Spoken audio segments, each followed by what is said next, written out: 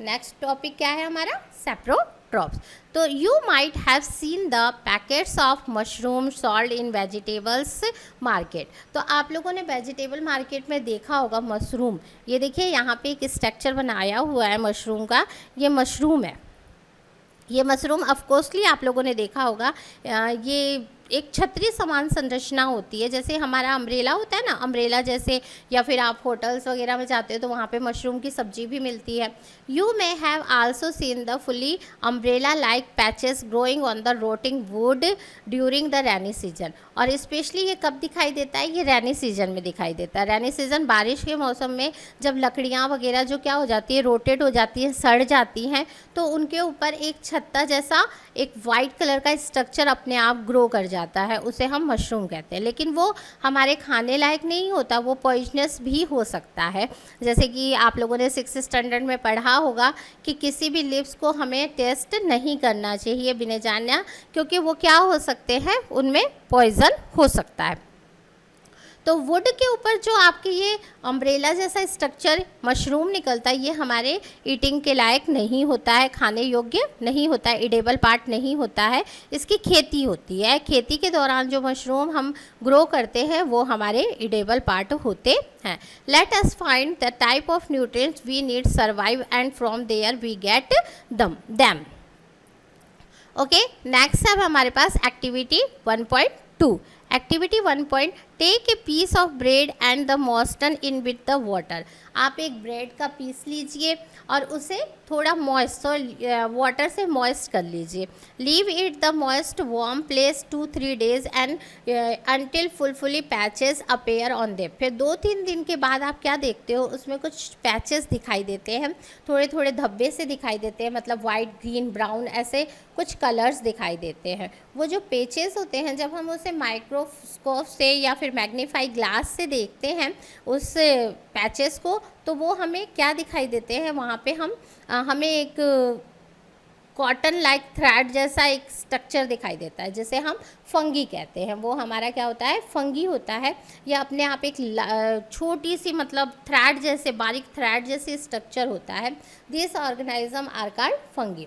They have the different mode of nutrients. ये अलग अलग तरीक़ों से, अभी हमने पढ़ा कि सब प्लांट ज़रूरी नहीं है कि सभी फोटोसिंथेसिस का प्रोसेस करें। अभी हमने एक जैसे पढ़ा था पैरासाइट, दूसरा हमने पढ़ा इंसेक्टिवोरियस। अब ये थर्ड मोड है जो सैप्रोफाइट्स। इसमें क्या किया जाता है, ये मोड ऑफ न्यूट्रिएंट्स है, ये डाइजेस्टिव जूस को, डेड और डिकेइंग जो मैटर होते हैं, डेड डिकेइंग जो मरे या सड़े गले जो पदार्थ होते हैं, उनमें ये अपने आप क्या कर देते हैं, डाइजेस्टिव जूस सिक्रेट करते हैं, निकालते हैं और उसे एक सॉल्यूशन में कन्वर्ट कर देते हैं। Then they observe the nutrients from it, और इसी से ये अपना न्यूट्रिएंट्स प्राप्त करते हैं। This mode of nutrients in which organism take in the nutrients in solution from the dead and decaying matter is called saprophytic nutrients। तो what is saprophytic nutrients students? तो इसका आंसर क्या होगा, which organism take in the nutrients in solution from the dead and decaying matter। वह organism जो मरे या सड़े गले पदार्थों से अपना भोजन प्राप्त करते हैं, अपना न्यूट्रिएंट्स प्राप्त करते हैं, उन्हें हम saprophytic nutrients कहते हैं। Plant which are saprophytic modes of nutrients is called saprotrophs। Fungi also grow on pickles, leather, clothes and other articles that are left in hot and humid weather for long time। जो fungi होता है वो pickles, आपके घर में जो अचार होती है ना, अचारों में भी आसानी से ग्रो कर जाता है। आपने देखा होगा कि जब आपके घर में जो अचार रहता है उसके ऊपर अगर तेल की, ऑयल की लेयर ज़्यादा नहीं होती है, तो उसके ऊपर एक वाइट सा या फिर येलो सा एक लेयर अपने आप ग्रो कर जाता है, वो भी क्या होता है, फंगी होता है। लेदर होता है, लेदर को पानी में भीग जाता है, लेदर बोला जाता है ना, पानी से दूर रखो लेदर का। लेदर के जूते आप यूज़ करते हो, तो अगर ये पानी में भीग जाता है तो अपने आप इसके ऊपर एक वाइट सी लेयर बन जाती है। क्लोथ्स हैं, क्लोथ्स भी अगर आपका ज़्यादा ह्यूमिड, गर्म और ह्यूमिड नमी वाले जगह पे रहता है लंबे समय तक, तो उसमें भी एक लेयर निकल जाती है, वो हमारा क्या होता है, फंगी। तो ऑफकोर्स आप लोगों ने ये देखा होगा। यहाँ पे देखिए हॉट इट मीन्स बहुत ज़्यादा गर्म, हॉट मीन्स गर्म, एंड हुमिड जहाँ पे नमी की मात्रा ज़्यादा हुई। वेदर में गर्म हो वेदर और हुमिड, बहुत चिपचिपा सा वेदर नहीं हो जाता है कई बार कि बहुत गर्मी भी लगती है और चार chip chip chip chip body करने लग जाती है, तो वैसे वेदर में अगर हमारे चीज़ रखे होते हैं तो उनमें जल्दी से फंगी ग्रो कर जाता है।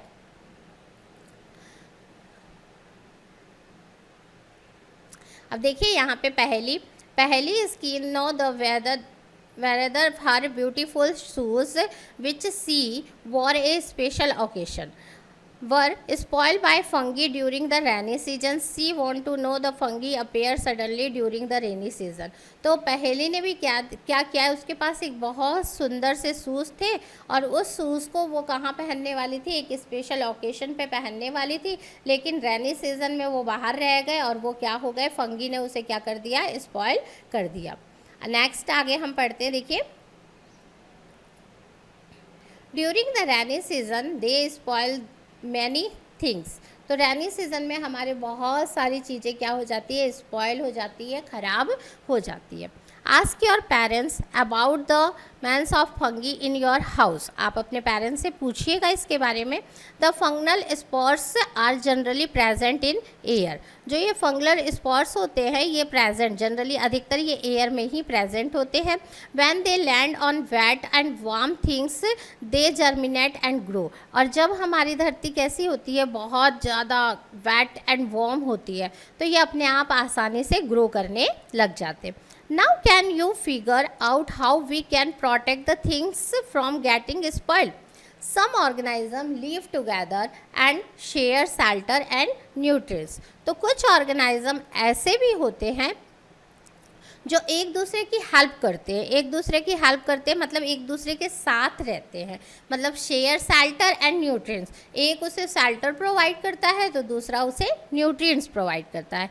These is called symbiotic relationship. इसे हम साइबोटिक रिलेशनशिप कहते हैं। For example certain fungi live in the roots of tree. Fungi live in the roots of tree. Fungi कहाँ रहता है, ट्रीज के लिए रूट में रहता है। The tree provide nutrients to the fungi and in return receive help from take in the water and nutrients from the soil। अब देखिए अभी मैंने आपको बताया कि कुछ ऑर्गेनिज्म जो होते हैं एक दूसरे के साथ रहते हैं, एक दूसरे के साथ इट मीन्स एक दूसरे की हेल्प करते हैं, इन्हें हम साइबोटिक रिलेशनशिप कहते हैं। जैसे कि फंगी ट्री के रूट्स में रहता है। अब ट्री उसे क्या प्रदान करता है, क्या प्रोवाइड करता है, उसे न्यूट्रिएंट्स प्रोवाइड करता है, और फंगी उसे रिसीव क्या करता है, उसकी क्या हेल्प करता है, उसको सॉइल में से नाइट्रोजन, न्यूट्रिएंट्स ये सभी प्रोवाइड करता है। इस तरह ये एक दूसरे की क्या करते हैं, हेल्प करते हैं। From take up water and nutrients from the soil the association is very important for the tree. तो यह प्रक्रिया ट्री के लिए बहुत ज़्यादा इम्पॉर्टेंट होती है। इसके अलावा हम एक और एग्जाम्पल पढ़ सकते हैं student. In organism called lichens in a chlorophyll containing partner which is an alga and fungus live together। तो एक लिचेन नाम का ऑर्गेनिज्म होता है, ये भी क्या करते हैं, एक दूसरे का पार्टनर में काम करते हैं, एक दूसरे को पार्टनर की तरह काम करते हैं। एल्गा और फंगस दोनों एक साथ रहते हैं। एल्गा फंगस दोनों एक साथ रहते हैं। Fungus provide shelter water and minerals. Fungus क्या प्रोवाइड करता है, फंगस उसे प्रोवाइड करता है shelter, water and minerals provide करता है to the alga, and in return the alga provide food which the prepare by photosynthesis. Fungi क्या नहीं कर सकता, फोटोसिंथेसिस का प्रोसेस नहीं कर सकता। अगर वो फोटोसिंथेसिस का प्रोसेस नहीं करेगा तो भोजन कहाँ से बनाएगा, और अगर भोजन ही नहीं बनेगा तो खाएगा क्या, और खाएगा ही नहीं तो जीवित कहाँ से रहेगा। तो ये एक दूसरे के पार्टनर में काम करते हैं कि मैं तुम्हें आधा देता हूँ, आधा तुम मुझे दो, फिर हम दोनों सरवाइव करते हैं। तो वैसे ही फंगा क्या करता है, एल्गा को क्या देता है, शेल्टर देता है, वाटर देता है और मिनरल्स देता है, और उसके रिटर्न में एल्गा उसे क्या देती है, एल्गा उसे फूड प्रिपेयर करके देती, क्योंकि एल्गी अभी अभी हमने पढ़ा था कि एल्गी कैसी होती है, ग्रीन कलर की होती है ना, तो वो फोटोसिंथेसिस का प्रोसेस आसानी से कर सकती है और फोटोसिंथेसिस करेगी तो फूड मेक करेगी। तो एल्गा फंगस को क्या प्रोवाइड कर देती है, फूड प्रोवाइड करती है, और दोनों एक दूसरे के साथ आराम पूर्वक रह जाते हैं। जैसे किसी समय में आपने कहानी सुना था ना, एक अंधा था और एक गूंगा था एक अंधा और गूंगा ही था ना कि क्या था, वो एक कहानी थी कि एक अंधा था और एक बहरा था शायद। तो अंधा देखता था और वो उसको बताता डीप एंड डम्प वाला, तो वो एक दूसरे की हेल्प करते थे। उसी तरह लिचेन की हेल्प पे इसमें एल्गा और फंगस एक दूसरे की हेल्प करते हैं और एक दूसरे को शेल्टर प्रोवाइड करते हैं, फूड प्रोवाइड करते हैं और आसानी से एक साथ रहते हैं। इसे हम बोलते हैं साइबोटिक रिलेशनशिप। यस स्टूडेंट्स, अब हम पढ़ेंगे 1.5 how nutrients are replaced in the soil. Have you seen farmer spreading manure on fertilizer in the field or gardener using them in lawns or in pots? Do you know why they are added to the soil? आपने देखा होगा कि जो farmer होता है, जो किसान होता है, वो अपने फील्ड में, अपने खेत में मैन्यूर या फर्टिलाइज़र, खाद या उर्वरक दोनों स्प्रेड करता है, फैलाता है, डालता है, या फिर गार्डनर को देखा होगा वो लॉन में या पॉट्स में खाद डालता है। रीज़न क्या है कि खाद क्यों ऐड किया जाता है? तो you learn that plant observe minerals nutrients from the soil. तो आप लोगों ने ये पहले ही पढ़ा है कि प्लांट क्या करता है, मिनरल्स और न्यूट्रिएंट्स कहाँ से ऑब्जर्व करता है, सॉइल से ऑब्जर्व करता है। So there the amount in the soil keep the declining fertilizer and manure contain plant nutrients such as nitrogen, potassium, phosphorus etc. तो जितनी भी प्लांट को ज़रूरत होती है, जैसे कि नाइट्रोजन वगैरह की ज़रूरत है, न्यूट्रिएंट्स की ज़रूरत होती है, तो वो इन्हें इस उर्वरक से या खाद से, जिसे हम मैन्यूर और फर्टिलाइज़र कहते हैं, इनसे प्रोवाइड हो जाती है। These nutrients need to added from the time to time in reach the soil. यही रीज़न है कि हमें बार बार उसमें क्या ऐड करना पड़ता है, फर्टिलाइज़र और मिनरल्स, फर्टिलाइज़र और मैन्यूर ऐड करने पड़ते हैं, जिससे वो प्लांट को प्रोवाइड हो सके। We can grow plant and keep them healthy if we can find out the nutrients requirement of plant. और इसी से प्लांट ग्रो करते हैं, हेल्दी होते हैं, उन्हें न्यूट्रिएंट्स की ज़रूरत होती है, इसलिए ही फार्मर उनके अंदर बार बार स्प्रेड करते रहते हैं मैन्यूर और fertiliser. Usually crop require a lot of nitrogen to make protein. Usually जो अधिकतर जो क्रॉप्स होते हैं उनको ज़्यादा से ज़्यादा मात्रा में प्रोटीन, नाइट्रोजन की ज़रूरत होती है। नाइट्रोजन जो होते हैं प्रोटीन बनाते हैं। After the harvest the soil become डिफिशेंट in nitrogen. जब हम हार्वेस्ट कर लेते हैं किसी खेत में, हम फसल को, क्रॉप को हार्वेस्ट कर लेते हैं, क्रॉप की कटाई कर लेते हैं, उसकी हार्वेस्टिंग हो जाती है, तो उस खेत में, उस फील्ड में नाइट्रोजन की कमी हो जाती है। Through nitrogen gas is available in the plenty in the air, plant can not use in the manner they can use carbon dioxide. They need nitrogen in soluble form. लेकिन हमें ये भी पता है कि हमारे जो इन्वायरमेंट में है, हमारे गैस जो है, हमारे गैस में प्रचुर मात्रा में, बहुत ज़्यादा मात्रा में नाइट्रोजन पाई जाती है, लेकिन इस नाइट्रोजन को प्लांट ऑब्जर्व नहीं कर सकते, प्लांट सीधे नहीं ले सकते, वो केवल कार्बन डाइऑक्साइड ही ले सकते हैं। इन्हें हम सॉल्युबल फॉर्म में डालते हैं, तभी प्लांट इसे ऑब्जर्व कर लेते हैं। इसके लिए एक बैक्टीरिया होता है, सॉइल में एक बैक्टीरिया विद्यमान होता है, जिसे हम बोलते हैं राइबोसियम नाम का बैक्टीरिया। ये एक एटमॉस्फेरिक नाइट्रोजन, जो हमारे एटमॉस्फेरिक नाइट्रोजन है, उसे वो सॉल्युबल पार्ट में कन्वर्ट कर देता है, सॉल्युबल पार्ट में कन्वर्ट करके उसे सॉइल में मिक्स कर देता है और फिर उस सॉइल से रूट के द्वारा प्लांट तक पहुंचा दिया जाता है। But rhizobium can not make on food. वही बात जो अभी हमने पढ़ा था साइबोटिक रिलेशनशिप में, कि कुछ प्लांट ऐसे होते हैं जो दूसरों को सहारा देते हैं। दूसरे, जैसे लिचेन पढ़ा कि एल्गा और फंगा दोनों एक दूसरे के साथ रहते हैं, अलगा और फंगस एक दूसरे के साथ रहते हैं और एक दूसरे को चीज़ें प्रोवाइड करते हैं। एक उसे शेल्टर प्रोवाइड करता है तो दूसरा उसे फूड प्रोवाइड करता है। वैसे ही राइबोसियम नाम का जो बैक्टीरिया होता है ये एटमॉस्फेरिक नाइट्रोजन को सॉलेबल फॉर्म में कन्वर्ट कर सकता है, लेकिन अपना भोजन खुद नहीं बना सकता है। ये भोजन बनाने में सक्षम नहीं होता है। So it lives in the root of gram, इसलिए ये कहाँ लिव करता है? Root of gram, peas, moong, beans and other leguminous and provides them with nitrogen. और इस तरह ये कहाँ लीव करता है? ग्राम में, पीज में, मूंग में, इन सभी की रूट्स में लीव करता है।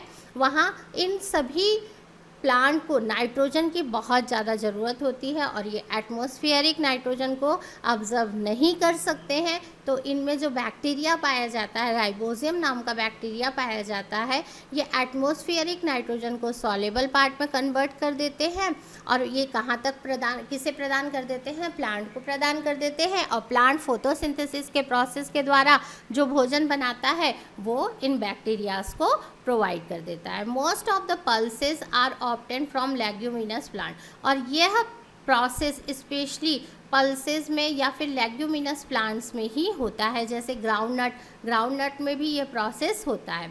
In return the plants provide food and shelter to the bacteria.